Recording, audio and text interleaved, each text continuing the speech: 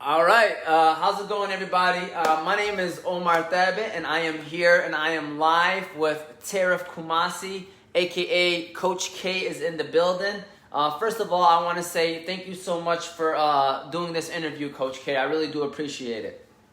Man, anything I can do to support you, man, you know I'm gonna do it. I already know, Coach. By the way, I was gonna say this. I probably should have told you this before live, but if you want to share the video so people can watch it, you could go on the page, or you can share it afterwards. Whatever is up to you. But we are live and going. And again, thank you so much for doing this interview. And we're gonna get straight to it. So first of all, for those that are watching, can you please tell us about yourself, Coach K? Well, first of all, I had the honor and privilege of coaching you at Hampton High School, so I just want to start out with that. But I'm a husband of 14 years coming the fall. In August, me and my wife have been together. We have 4 beautiful, intelligent children, 2 in high school, 1 in middle school, 1 in elementary. I am a 22-year veteran coach in high school athletics as a football coach. I've also been in education for 22 years as a teacher, as dean of students, and as most recently an athletic director. And now I'm opening up my own school, which I'll tell you about in a sec. I'm graduating of Cass Technical High School, the best school in the land, 1994. You say Cass Tech? Cass Tech, right? Tech, all right. Second to none. Yeah. And I also graduated from Eastern Michigan University, where I participated 5 years as a football player and as a student. I sit on the board for the Growth Point Park Little League, which both of my sons have been a part of. I also started a tournament team for one of my sons. I'm a manager of that. And again, my most recent thing that I'm launching is I'm opening up my own school. It's called Skills and Trades Preparatory High School. It's in the city of Detroit on the east side, on Charlottesville. It's located inside the Franklin Wright Settlements Community Center. It's a small school for young men ages 14 to 22. It is a high school, but also we offer degrees for those who may have dropped out. And the focus of the school is to get kids into the skills and trades industry, which we need really, really bad. It's a brick and mortar school, but most of the classes are online. We will have athletics. It's an all boys school, and I'm getting ready to launch all the campaigns for it this week. We're excited. I'm excited. And lastly, I also am the head football coach at the University of Lincoln High School in North Point. Look at that. Look at that. And believe it or not, for those that are watching, that's not even everything that he does, but he kind of wanted to just keep it like that, just to leave it as is. But there's even more that he does. But that's awesome. And congratulations on opening up that school. I know we were kind of talking about it. It was a long process, but you finally got it taken care of, and good luck with that. I think that's a great idea, by the way. I don't think there's enough skills trade people teaching that, especially in high school. And there's so many opportunities to do skills trade after you graduate as well, and make good money too. And there's not enough people sharing that information. So kudos to you, Coach, man. I appreciate you sharing that. So the next, no problem. The next question is, you are a mentor to a lot of people. You know, heck, you mentored me. I know we only had 1 year together, but even after that 1 year, you always kept in touch with me, making sure that I'm on track and, just seeing what I'm up to. So why do you feel it's important to give back to people, to give back to the community, to give back to the young generations and people that are growing and stuff like that? Well, I kind of liken it to a garden. If you want to feed yourself and keep your family fed for generations, you gotta nourish your garden. So being a mentor to me is kind of nourishing, planting a seed, and you're a great example of that. Having the opportunity to, I knew when I met you and after we cultivated our relationship that year that this is the reason why I'm doing it. It's for people like you. It's for people that understand community, understand family, understand being socially and morally intact, and can see what's going on in society and make a difference. Planting those seeds and building those relationships is my passion. And I gotta say, you're like one of my favorite examples of why I coach. I think it's crucial. We have to give back to our communities. If we don't, then they wither and die. And we're seeing that in America now, in some places. Yeah, definitely, man. And we're kind of going to touch on some of that stuff. Actually, my next question is that, but I just want to quickly touch on, it's not just me, by the way. I see you always keeping in contact with all your players that you've coached, and so just want to share that, make sure that's understood that you do a great job with that. So you're talking about America and some of the issues that are going on. So what are your thoughts on the whole Black Lives Matter movement that is going on in America right now? So I get this question a lot, and I think it's important for people to know that if you support Black Lives Matter, that means you support all lives. You know, we have been oppressed as a people since we got here, in slave ships, and America the Constitution wasn't made for us. We weren't citizens, we weren't people, we weren't thought of as people when the Constitution was written. And a lot of people look past that fact.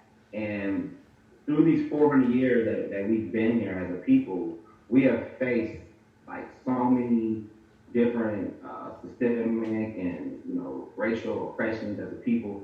And I think it's now, like, first time in my life, it's now coming to the forefront. I wasn't here in the 60s when King and Malcolm X and people were marching and doing all things, but ever since the George Floyd incident, I can really see change in people, and white people in particular. I have a lot of white friends that I talk to on a daily basis, and I have close relationships, and it's an eye opener for them, because if something doesn't affect you personally, then a lot of times you're like, oh, that's really bad. I feel bad for them. That shouldn't happen. But now it's like, you got to be a part of the change. You cannot sit on the sideline anymore. So the Black Lives Matter means everyone comes out and says, Black people matter just like everybody else. But we have to recognize that Black people matter. If you just say all lives matter, then you don't really understand what our struggle is. I agree with that 100% because, I think, like I kind of mentioned it before, Darius Leonard, the linebacker, said we're not saying he's Black linebacker. He said that we're not saying that white lives don't matter. We're not saying that blue lives don't matter. Right now we're saying Black lives matter. And if we didn't feel the need to say that, then we wouldn't be saying that. But we need your help right now. We need other people's help right now because we still need to say that. And long story short is, like you mentioned, just by saying Black Lives Matter, you're saying that all lives matter. That's pretty much what's going on. And either you're with it or you're against it. Ain't no in between. So what is your hope? As somebody that lives in America, and I say 5 years because this is not something that's going to happen overnight. And that's kind of being optimistic, saying 5 years in a way, the way that this world has been working. So I guess, what is your hope in the next 5 years in terms of race relations in the United States of America? What do you want to see, Coach K? Well, I think the current regime has brought divisiveness to a forefront, and they haven't done it like with the past presidents. Racism is there, but it's kind of it's boiling underwater, right? Now it's out in the forefront. So I think in the next 5 years, I think we need a new president. I think we need a social change. I think we need to have more justice, more laws change for people of color, not just Black people, but people of color in general. But 400 years is hard to undo. Oh, it's tough. But I think peaceful protests have to continue. I think dialogue has to continue. I think changes in laws have to continue. And then from a just person to person, day to day, people gotta have uncomfortable conversations, man. I frequent a bar that's up the street from me in Detroit, right across the border of Grove County, Detroit. And it's pretty much 50-50 Black and white. So I get those conversations every day. And there's been some struggle with the conversation, but it's healthy. It's people understanding. It's people saying, okay, I don't get where you're coming from. Tell me. Then let me see your side of you. I think we got to both be open. So the next 5 years, I think we need to change regime. I think we need to change policy. And I think just as individual people, we got to be uncomfortable or comfortable being uncomfortable. I mean, if you're a white person, have a conversation with your Black friend. Come from the standpoint of, let me hear from what you're saying, and then Black person or brown, whoever, let me hear what you're saying. That makes the difference. And I think that's going to happen in my children's lives and in your children's lives. In our lifetime, it'll change, but it won't change. All right, so actually, I don't have this question written down, but I kind of wanted to ask this question to see what are your thoughts on it. So, you know, with the sports, because we are going to start talking a little bit of sports now, but with the sports almost returning, you know, Kyrie Irving pretty much said that it's not the time to play. You know, there's a lot more issues going on, you know, and there's been that debate all over sports topics right now in sports radios. So what are your thoughts? Do you think that it's a distraction for sports to come back, or do you think that it's actually a good idea that sports come back during this time with everything that's going on? I think sports should come back. I think you know it's sports are the one thing that bring us all together. You know, whether you went to Michigan State, you bleed green. You can be white, black, green, or whatever. You went to U of M, you bleed maize and blue. You know, I'm an Eastern Michigan Eagle. I bleed green and white. But I have brothers and sisters that are white, black, and everything in between because of sports. So I absolutely think sports should come back safely, mind you, safely. But I absolutely think America and sport is kind of like apple pie. I mean, it's what we do, and it's the one thing that kind of always unites us, no matter what. And it's funny that you say that because I kind of wanted to also go on record and say this because we were talking about this yesterday, me and my uncles and brothers, and I was like, you will see if sports safely comes back, you know, so many players are going to represent the Black Lives Matter movement that it's going to be the topic almost every day. Like, it's going to be the new norm because all the stuff that's going on, like, we just don't know yet, but I'm telling you, I think it's going to be so beautiful because, number one, you don't got fans to heckle them. So people won't really feel like judged, you know what I mean? Like, it's just them. You know, it's just them that's on the basketball court or on the football field or on the baseball field. And I think it's gonna be so much representation of the Black Lives Matter. Like, everybody's gonna try to do something to represent it, and it's gonna be powerful. And like you know, to say that sports, I understand where Kyrie Irving is coming from, but I think in the bigger picture, grand scheme of things, I think that it's gonna be very powerful. You know, that's just my opinion. You know, I feel like they're gonna send a very strong message out there, which sports, you know, like you said, it usually brings us together, and I feel like it will do its part. And one more point to that, you know, the current, you know, president actually backtracked on Colin Kaepernick and kind of the Black Lives Matter while he was kneeling. Now, I think he still disagrees with him kneeling because of his difference with that opinion, but I think he also realized that the Black Lives Movement, it ain't going nowhere, and it's real, and it's going to be more prominent, like what you're saying. I agree. I definitely agree with that, man. So now that we're on that sports talk, you know, I seen you posted about a month ago, like I said, a video of you back in your playing days at EMU with former Detroit Lions quarterback Charlie Batch. Man, I seen you moving around, Coach K. You had that swag, Coach K, man. I know that. Hey, man, that's funny. Just seeing that, like, you know, you look like that jitterbug player that was very hard to check, man. A hard-nosed player, man. That's what's, like, I love seeing that. So, how was it playing with Charlie Batch? And for those of you that don't know, Charlie Batch eventually became the starting Lions quarterback for a few years, and then was a backup for a lot of years in the NFL. So, how was it like playing at EMU and playing with Charlie Batch? Charlie was great. He was a leader. Like, it'd be so funny. It'd be like 3rd and 10, and Charlie would come in the huddle and he'd make a silly face, and you know, he made us laugh. He always calmed the moment. You know, he never was that, hey, let's go. He wasn't that guy. He was like, hey, man, what's practice? Come on, you know. You know, just, he'll crack a joke, you know. But he always led by example. He had a great arm. And he was just fun to play for, man. I mean, you know, good all-around guy, good teammate. He pledged in fraternity a year before I pledged in my fraternity. He just, you know, it was fun. We were tossing the ball around. I think his junior year, he threw for 3,000-something yards. Everybody, you know, we had 5 different receivers catch over 500-yard receiving.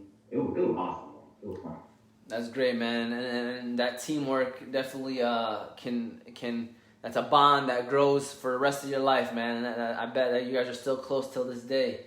You know, one quick thing. I had never seen that film before. I saw that for the first time before I posted it, and Charlie sent it He put it on Facebook for me, and I hadn't talked with him in years, and it was kind of cool that he did that. That's what's up, man. That's what's up. That's good as you keep in touch with him. We might have to get him on an interview, man. You reach out to him, man. I'd love to do a Motivate Me 313 interview with him, man. That would be awesome. I bet you do it. That's what's up. All right, so talk about Coach K now. You're an amazing football coach. You changed the way I looked at the game with your 5-wide philosophy.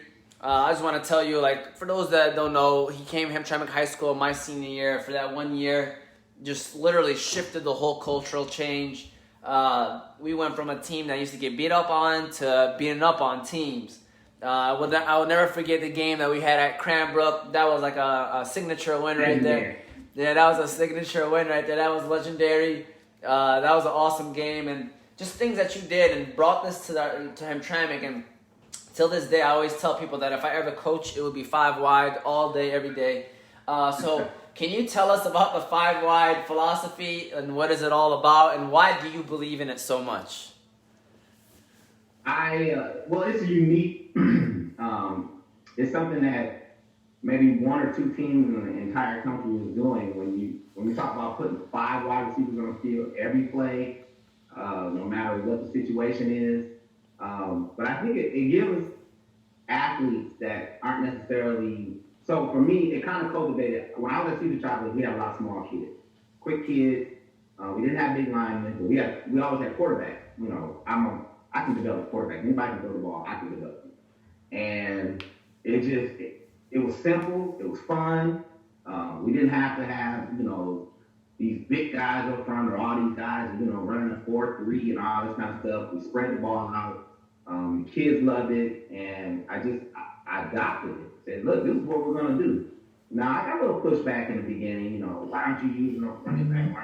I had a dad tell me one time, he said, I'm going to pull my son out of here if you don't start running football. By the end of that season, we went 7-2. We went to the playoffs for the first time. He said, Coach, I understand why you do 5 wide. My quarterback that year threw for 4,000 yards a year. So I think it's a philosophy, it's a lifestyle. If you ask anybody that's ever played for me in the 5 wide, they'll tell you they love it. They have fun in it, and it's a lifestyle. It's what I do. It's my niche. Definitely, and I think it's the most fun offense you can run in high school and even probably in college, but in high school for sure.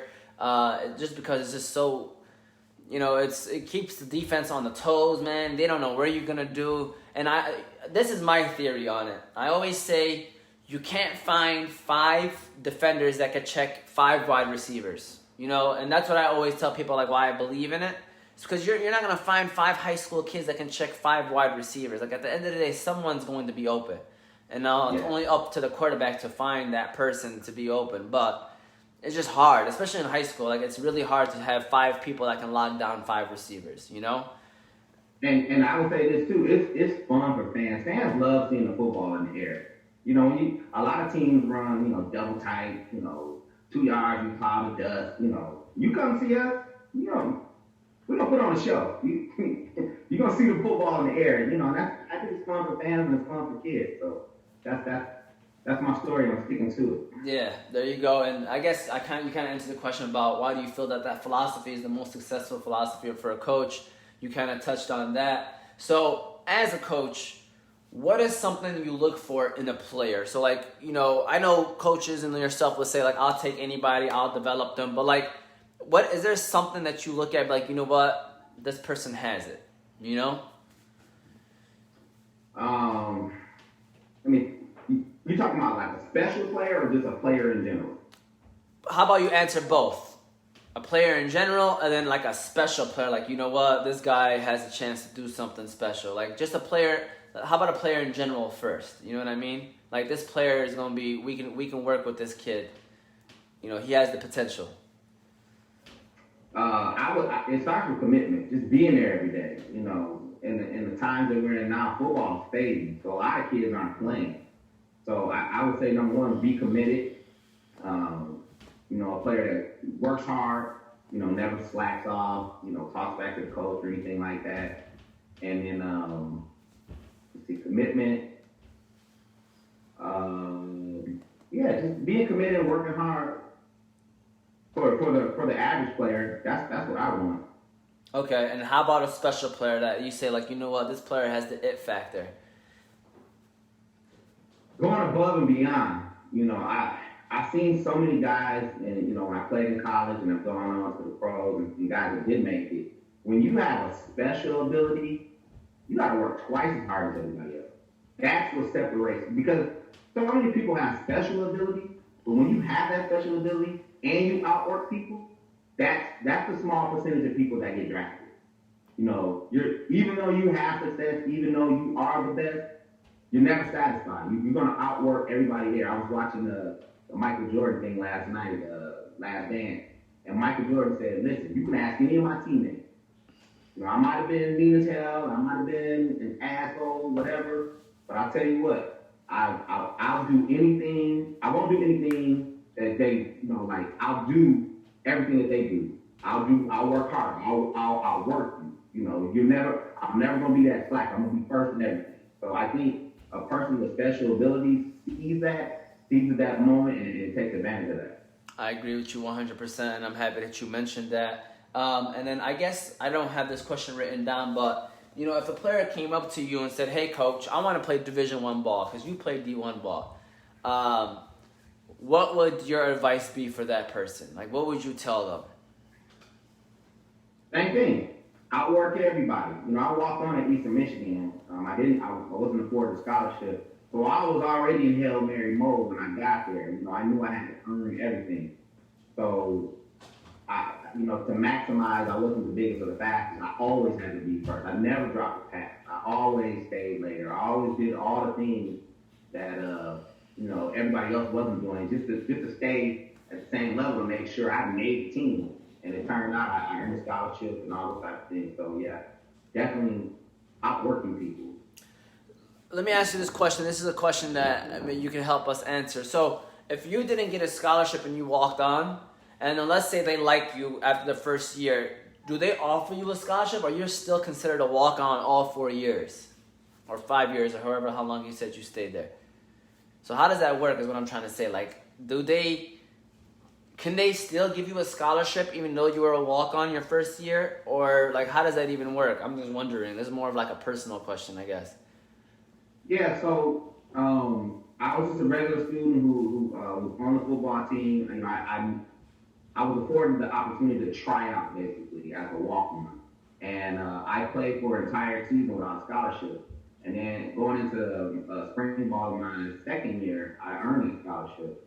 So they actually were paying for my school. I was just like everybody else. And you can go on Facebook and YouTube and see a lot of those stories where there'll be a player who walked on, and then the coach will do all this, and they'll surprise them with a scholarship. But you're absolutely a full scholarship, paid for, book, tuition, everything, if you earn it. Absolutely. Okay, so let me ask you this then. Let's say somebody walked on, they like him, like they say, you know what, or her, whoever it might be for any sport.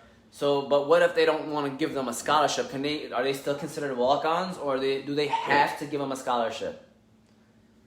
No, they don't have to give them a scholarship. Okay. There are guys I played with that walked on and never got the scholarship. But it's kind of disheartening if you're playing and you're a starter and you don't have a scholarship. That's a rare situation. Usually, if you make it to a number one on a depth chart and you're playing, 9 times out of 10 you're not going to get a scholarship. Now there are guys who are second and third on the depth chart their whole careers and walk on. They just happen to be on the team. But if you're playing significant time, you need to be getting paid for that. There you go. All right. I just want to make sure that was mentioned, and for those that might be watching too, to know that. So my next question is a question that I ask everybody. Basically, it's what gets you up every morning? So what is Coach K's motivational factor every morning? I would say it's, again, I'm going to go back to people like you. It's making a difference in people's lives, and seeing what they do, and then the fruits of that relationship. It's such a great thing to have people like you in my life that I got a chance to mentor as a teenager, and then now I'm seeing you as a man in society, and hopefully I get a chance to coach your kids. That's my motivating factor, to develop great people into great people who develop great people. That's awesome, man. You sure you have that one written down, man? That was too good of a quote right there. That was off the top of the dome. That's what's up, man. And I guess my last one, and then we can kind of just talk after that, is for someone that may be walking in the same or similar footsteps as you. I mean, I know you got kids, you know, that might be looking up to you. Even you mentor a lot of people. So I guess, what advice would you give them? You know, someone that might want to be a coach, someone that might want to play D1 ball, someone that might want to run their own school eventually, you know? What advice would you give them? Have a plan. That's it. Have a plan. You know, if you don't plan, then you plan to fail, basically. And I learned that the hard way, actually. I did not have a plan when I got out of college. I knew I wanted to coach, you know, I always knew that I had that. I always knew I was going to be a teacher, but I didn't have a plan about it. So I actually didn't finish my degree till years later. I was a couple of credits short, which kind of stalled me in my growth and development. So I would say just have a plan and stick to what you believe in. You know, a lot of people told me 5 Wild is a garbage offense and it will never work, it's gimmicky, and I always believed in it. I always had a plan for it, and it's worked out great for me, and I love it. So my advice is have a plan. If you don't plan, then you plan to fail. If you don't plan, you don't have a plan, then you're planning to fail. If you don't have a plan, then you are planning to fail. That is some strong words. And now, usually, once we're done with the questions, I give the mic to you. You know, any final words that you want to say out there? I mean, there's a lot going on in the world. So I guess, it's, you know, anything you want to mention, anything you want to share out there for the people that may watch once we're done? I would just say people gotta love one another more, man. Love is so undervalued in the world. You know, for a man to tell another man, I love you. You know, I love you, oh, and I don't have any problem saying that. I love you too, Coach. Just want to let you know. I think if more people exuded love into the world, I think it would be a better place. You know, and I'm not from like hippies, 70s, like, oh, everything is love and flowers. But if people generally love each other and care about each other, then I think the world would be a better place. But, you know, that's hard. But that's my feeling. I treat everyone with the utmost respect until they show me otherwise. Exactly, and I agree with that 100%, man. Like you said, you don't have to be someone that walks around and say, hey, I love you, or I love you, but if you just show it, and like you said, treat each other with that, you know, that love of where you know at the end of the day, you ain't got to say it. You know, you're showing it and you're treating people that way, the world would be definitely a better place, you know, than it is now. But that's the final thoughts. Thank you so much, Coach K. I know these interviews go by quick. They definitely do. My son got practice at 12:40. Well, that's great. That's great. I'm glad you could be able to make that. And again, thank you so much for doing this interview.